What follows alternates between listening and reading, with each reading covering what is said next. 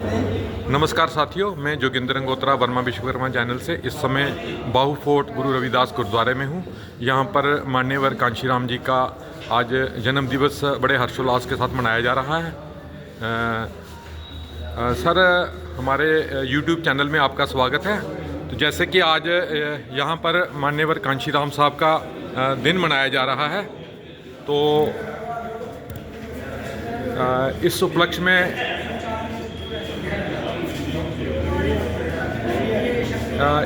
में आप एक तो अपना नाम बताइए और दूसरा आज के इस उपलक्ष्य पर क्या कहना चाहेंगे बहुजन समाज को। Thank you. मैं बिहारीलाल डिगरा, रिटायर्ड प्रिंसिपल। आज के दिन पर 15 मार्च ये दिन शुभ दिन पर आप सब लोगों को हार्दिक बधाई देता हूँ, क्योंकि मान्यवर साहब श्री कांशीराम जी का जन्मदिन 15 मार्च 1934 को पंजाब में रोपड़ जिला में हुआ था, गाँव में। तो सिख बरादरी, चमार सिख बरादरी से बिलोंग करते थे। 3 भाई 2 बहनें थी ये। तो इनकी जो शिक्षा थी वो पंजाब से ही हुई। ग्रेजुएशन की इन्होंने। ग्रेजुएशन के बाद इन्होंने DRDO में नौकरी as a assistant research scientist join किया था इन्होंने। लेकिन वहीं पर कुछ ऐसी घटना हुई कि इनका जो मन था वो बिल्कुल 180 डिग्री चेंज हो गया। वहाँ इनका एक कर्मचारी था 4th क्लास का, दीना बहाना। तो उनके साथ इनकी भेंट हुई। उन्होंने एक किताब दी थी इनको, ये एनिहिलेशन ऑफ कास्ट। 1 बार 2 बार 4 बार पढ़ी उनने किताब वो। तो उस किताब पढ़ने से बिल्कुल एक ऑल टुगेदर उनका जो विचारधारा थी वो बदल गई, और उसी विचारधारा से फिर उन्होंने नौकरी भी छोड़ी। और भी घटना हुई, नौकरी छोड़ दी और समाज सेवा के लिए उन्होंने अपना पूरा जीवन निछावर कर दिया। तो ये उनका जीवन का था। आप जानते हैं ये काम बहुत कठिन था। तो उन्होंने साइकिल पर जाकर, पैदल जाकर लोगों से मिले और एक संस्था खड़ी की जिसका नाम था बामसर, जिसको रिकग्निशन मिली 1978 में। फिर उसके बाद फिर उन्होंने क्योंकि ये एम्प्लॉइज़ की फेडरेशन थी, ये संघर्ष नहीं कर सकते थे सड़कों पर। तो सड़कों पर संघर्ष के लिए एक संघर्ष समिति बनाई जिसका नाम था DS4 DSSSS यानी 4S। तो ये एक संघर्ष समिति थी जो समाज की जो भी संघर्ष करना पड़ता, सड़कों पर जाते थे, तो ये समिति जो थी ये काम करती थी। ये 1981 में। फिर जब इनकी वो वापसी की काफ़ी इनका वो मतलब नंबर बढ़ गया, तो 3-4 लाख के करीब हो गया। फिर इन्होंने ये DS4 बनाई और उसके बाद ये 14 अप्रैल 1984 को बहुजन समाज पार्टी जो थी उसका विधिपूर्वक उद्घाटन किया गया।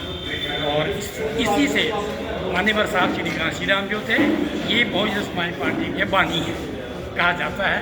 उनका कंट्रीब्यूशन बहुत ज़्यादा है। उन्होंने तन मन धन सब कुछ अपना निछावर किया इस समाज के लिए, इस समाज के उत्थान के लिए। और आज अगर हम थोड़े जानकार हैं तो वो भी उन्हीं की बदौलत है। बाबा साहब के बारे में हमें कुछ पता नहीं था। मैं सर 1973 में मैंने पोस्ट ग्रेजुएशन की। तब तक नाम सुना था हमने बाबा साहब का, लेकिन हमें पता नहीं था कि हैं कौन है, क्योंकि कोई किताबें अवेलेबल थी ही नहीं। तो फिर ये एक बुक मुझे मिली एनिहिलेशन ऑफ कास्ट, इंग्लिश में पढ़ी मैंने, लेकिन फिर भी कोई इतनी समझ नहीं आई उसकी।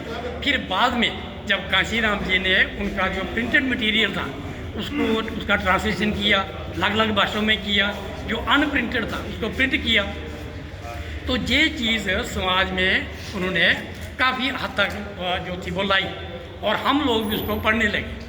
तो जिससे हम लोगों को बाबा साहब के बारे में भी उन्हीं से पता चला। बाबा साहब ने जो पढ़ो, जुड़ो, संघर्ष करो, सारी जीवन की एक ऐसी पद्धति है जो इंसान को आगे लेती है। तो ये हमें उन्हीं किताबों से पता चला है।